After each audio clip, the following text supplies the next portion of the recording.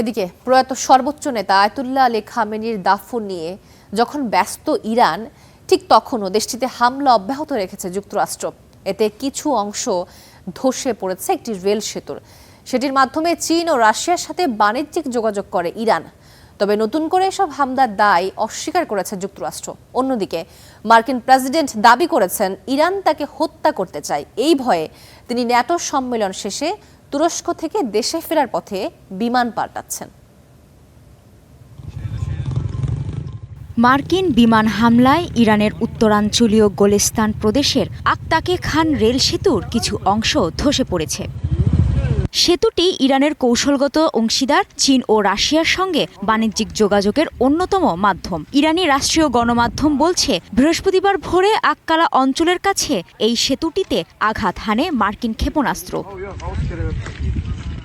এই হামলার কয়েক ঘন্টা যেতে না যেতেই নতুন করে কেঁপে ওঠে ইরানের দক্ষিণাঞ্চলীয় বুশেহর প্রদেশ।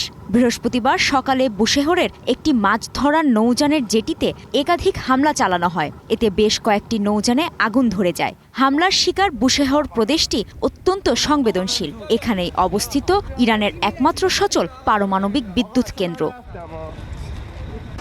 এছাড়া হামলা হয়েছে দক্ষিণাঞ্চলের কোনারাক, সিরিক ও চাবাহার বন্দরে। বৃহস্পতিবার প্রকাশিত এক স্যাটেলাইট চিত্রে হামলায় ক্ষয়ক্ষতির মাত্রা ধরা পড়ে। বুধবার মার্কিন সামরিক দপ্তর পেন্টাগন জানিয়েছে, হরমুজ প্রণালী উন্মুক্ত রাখতেই ইরানে নতুন করে হামলা চালিয়েছে যুক্তরাষ্ট্র। তবে বুশেহর প্রদেশের এসব নতুন হামলার দায় অস্বীকার করেছে দেশটি। এসব হামলার জন্য শত্রুপক্ষকে দায়ী করছে ইরান। বিশ্লেষকদের মতে, যদি সত্যি যুক্তরাষ্ট্র এ হামলার সঙ্গে জড়িত না থাকে, তাহলে সন্দেহের তীর ইসরায়েলের দিকেই যেতে পারে, যদিও এখন পর্যন্ত কোনো পক্ষই এই বিষয়টি নিশ্চিত করেনি। এদিকে মার্কিন প্রেসিডেন্ট ডোনাল্ড ট্রাম্পের ওপর কোনো আস্থা নেই বলে স্পষ্ট জানিয়েছে তেহরানের বাসিন্দারা। লাগাতার হামলা চালিয়ে যুক্তরাষ্ট্রের ওপর সমঝোতা স্মারক ভঙ্গের অভিযোগ আনে তারা। প্রেসিডেন্ট ট্রাম্প কোনো আন্তর্জাতিক নীতির প্রতি প্রতিশ্রুতিবদ্ধ নন, তাই তিনি এই সমঝোতা স্মারক মেনে চলবেন এমনটি আশা করা যায় না। যুক্তরাষ্ট্রের বক্তব্য ও অবস্থান বারবার পরিবর্তন হয়। তারা এমন রাজনীতিক যারা প্রতিদিনই নিজেদের কথাবার্তা বদলে ফেলেন। তাই আমাদের সমঝোতা স্মারকের উপর আস্থা রাখা উচিত।